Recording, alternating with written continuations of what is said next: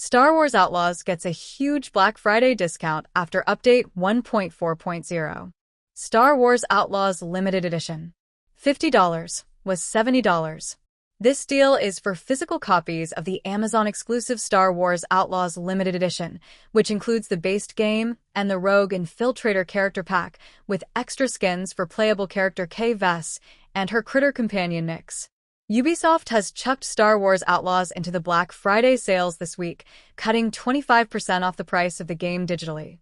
Of course, shops might have other ideas if they've got a few too many discs that they want to shift, so keep an eye out. This title update brings changes to combat and stealth, allowing for greater player choice, the ability to now pick up weapons in more situations, visual options to allow for a sharper image, and much more to improve your journey across the galaxy, Ubisoft said. In a new blog post, Star Wars Outlaws creative director Drew Rechner said they will not be forcing players to play out their quests in stealth mode, though this option will be available.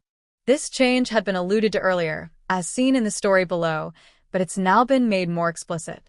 These include updated stats for all weapons and enemies, with headshots becoming more rewarding, and weak points on tougher foes to allow for precision hits. Enemies will also have new hit reactions and defeat animations. The team also went over every aspect of its weapons to tune their audio, UI, effects, and feel, resulting in changes like a revamped shooting pattern for the Ashiga ABR-2 Zato blaster rifle. Update 1.4.0 features a load of gameplay changes, notably reducing the number of times you are forced into stealth and giving the player more freedom of choice in combat. This is something of a big deal, as the 4 stealth sections were a major bone of contention for many a player and critic alike. Alongside these major gameplay changes are some new visual fixes that should improve how the game looks across all platforms. Our first step in expanding player choice is removing forced stealth from almost all quest objectives. This doesn't mean that sneaking is no longer a viable or even preferable option in some cases. Rather, if you're caught while sneaking, the objective won't fail and reset you to the last checkpoint. Instead, you'll seamlessly transition into combat. The first key area of improvement to the game is combat, where we see a real opportunity to add more depth and excitement to the experience, further rewarding your tactics and precision. Our second key area is stealth, which is not only about improving the readability and consistency of enemy detection, but also providing choice in how you want to approach each encounter.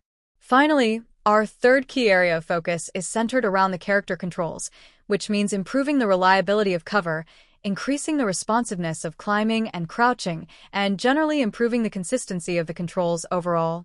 General gameplay. Fixed an issue where players could get stuck by not being able to take off using the Trailblazer after certain missions. Kay now holsters a two-handed weapon in more situations, such as when climbing, grappling, or using the speeder. Improved AI speeder usage. Improved enemy detection. Improved enemy tactical decision-making in combat to encourage more active management of their positioning. Decreased enemy damage per shot while increasing the damage cadence increase over time. Improved detection signs and feedback of cameras. Player state, crouched, standing, is now kept after traversal actions. Fixed an issue where only one NPC would be alerted when whistling. Fixed an issue where the player could remain undetected in high grass while performing aggressive actions. Enabled the use of combat in parts of syndicate districts. Added weak points to various enemies. Adjusted weapon aiming, spread, recoil, etc. to allow for more precision and management. Updated weapon damage values for K for all weapons. Increased headshot damage when hitting enemies. Improved blaster module usage, ion and power. Removed player blast damage from the power module. Added enemies stagger to explosions. Added body part-specific death animations to improve combat satisfaction. Improved NPC cover usage during combat. Fixed an issue where K would put away the holo tracker when crouching. Fixed an issue where hostile NPCs were sometimes marked as friendly and could not be damaged by blaster fire. Adjusted jumping to give more control, in the air, of where you will land.